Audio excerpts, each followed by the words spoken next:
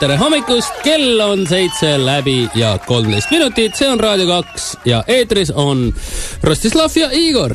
Ja saate nimi on Silmad lahti. Täpselt nii see on ja alanud on siis momendil meie semilegendaarne tutvumusrubriik Nii võõraks kõik on jäänud ja aega oleks tutvuda tegelikult ka sinuga, Rostislav. Tere! Kust sa oled ja miks sa siin oled? Sellest on juba nii palju räägitud ajakirjanduses samas.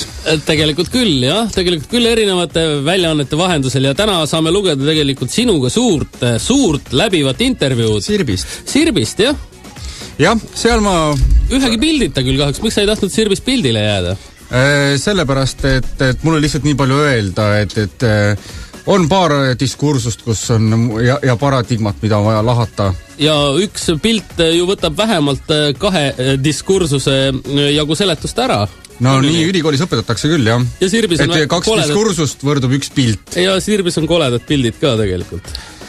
Seal on fotograaf on ikkagi veits imelik tõesti. Mats on, ütleks lausa niimoodi, otse välja. Jah, ühtegi tema pilte pole avaldatud siiamaani. Sellepärast ongi Sirbis nii palju tekste. Aga...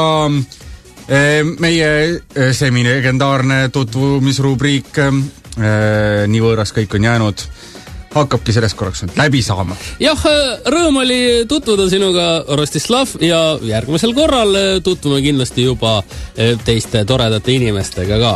Ja, et hommik ilusasti käima läheks, siis kuulame natukene muusikat ja siis räägime, mis meil täna kavas on.